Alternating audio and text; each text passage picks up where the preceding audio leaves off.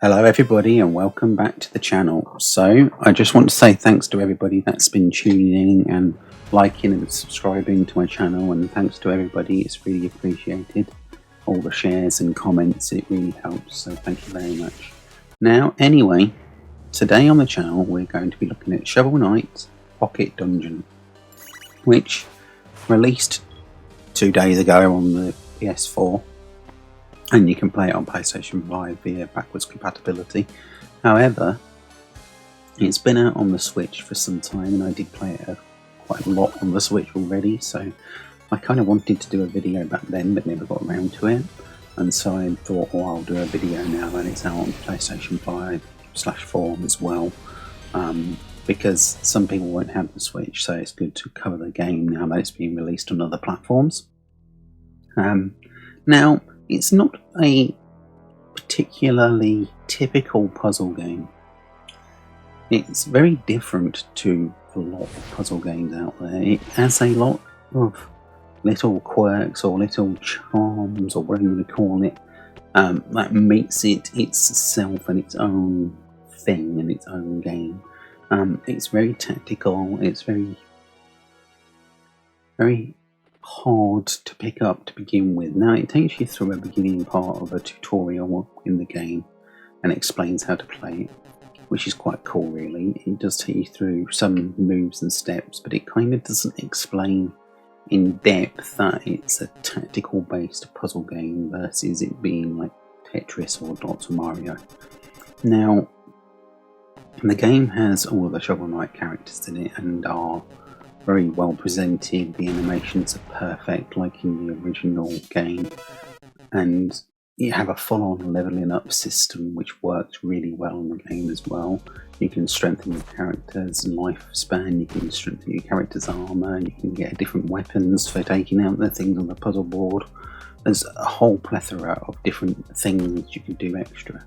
So here's the tutorial of the game at the beginning, and it explains how the game works, which, as you can see, you've got basically hit points and a sword with 1 of a hit point, and then you can chain your things together to get a higher score, and that becomes pretty much integral to how the game works. And on the right hand side you can see the block you're hitting and how much you've got to remove off it before it disappears off the screen. And then on the left hand side you've got your lifespan of how many hits you can do, and then your sword, so to speak, and then the puzzle grid in the middle, and that's how the game kind of works. Now basically, if you die and you run out of hit points of your 5 little red bits, it starts going faster, and you have to pick up one of these red things to re-increase your hit points again, like that. And it works really well. It explains to you how you do it, and then it throws you in at the deep end on a couple of levels which are quite daunting, to say the least. I'd say the first 5 or 6 levels, you know, you're getting used to how it works, and you're going to die probably quite a lot and fail them. And then once you get going, it's not as bad. It's a lot easier once you've got used to how the game works, and how you progress through each of the puzzle sections, and how different bits and pieces all fit together. Now, this is unlike most other puzzle games that I've played. I've never come across another puzzle game where it has this strategical battle type of system, like lives per move, so to speak, and that kind of adds such an extra level of tactical difficulty to the game, if that makes sense. Now obviously in the first few levels you've only got the general theme going on. You do get big bosses drop down which have got like 10 levels of life, and it's really hard to get past those levels at the beginning. It's quite hard at times, but they do ease you in slightly, but it's not like you do on a few other puzzle games where, you know, the first 20 levels are quite straightforward. It really does push quite quickly, I would have said. Now, there is like I said, there is a leveling up shop where you can strengthen your weapons and your character and your armour, and then, you know, some of the other levels become a little bit easier. Now, along the top of the screen, you'll see like a timeline, and that's what you need to really follow. And clearing out the items on the grid will allow the timeline to continue on. So you can't be too slow in the route you're taking through the puzzle grid, but you can't rush it, because if you rush it, you're going to die, and then it's going to go faster.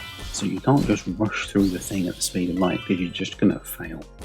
And the idea is that you open these chests that drop down, which give you extra things, and then you need to get to the end door, which you open with another key and such.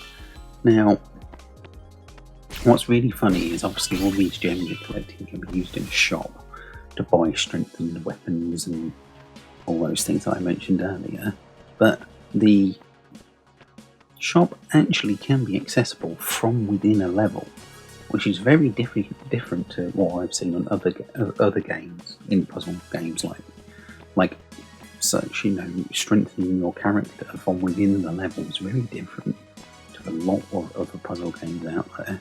Now, the art style's great, the addictive nature of puzzle games is there and present, and it's really present, because when you fail a level, it's like, oh, for God's sake, which route could I have talked differently? Because it's not just about blitzing through the level, it's more about the tactical way of you going around the puzzle level to figure out what you need to do. Now, that's pretty cool, I think. It's very different to anything I've ever played before, and they've really picked up a nice niche area to do a puzzle game with dungeon roguelike aspects to it. And it really fits together well. So as you can see, here we are on level 1 basically. And you get extra bonuses for chains, and you get this, that and the other, like you do in other puzzle games. But if you die, it goes at the speed of light. So you only get 5 hit points until you increase your character's hit point ability or your strength of your weapon. And as you can see there, I died, and then it starts going 8. And it takes a lot more for you to then clear the board, so to speak. And it's definitely unlike any other puzzle game that I've played, which makes it into its own unique game, which I really like. That they've kind of, I mean, the people of Shovel Knight obviously made an amazing game of Shovel Knight itself, but they've kind of taken the aspects of that game and built a whole puzzle-based game within the genre, and it's really well done. I'm thoroughly impressed with it, and like I said, I played it a lot on the Switch, and it is a very nice, fun little puzzle game which you can easily just enjoy yourself playing it. There is kind of a story to it, but it's nothing out of this world, and it's kind of just a puzzle game at heart, but it's a fun adventure type of puzzle game, and it's not just a puzzle game where you run through it as quickly as possible, or it's like how Tetris or Dr. Mario is. There's a lot more strategic play involved with how you complete the levels. You might fail a level a dozen times and all you did was a couple of moves wrong, and that's it. And that's what gives the game so much more, like I say, strategic, tactical ways of playing, if that makes sense. And I've not really read any other reviews out there at all. I purely am just telling you what I think, and personally I think it's a great game. Obviously there you can see I've practically failed. I died, and I've died again, and now it's game over practically, because the whole screen's going to fill up and you fail because there's no more to go into the screen anymore. It's game over, you've got to start again. Now,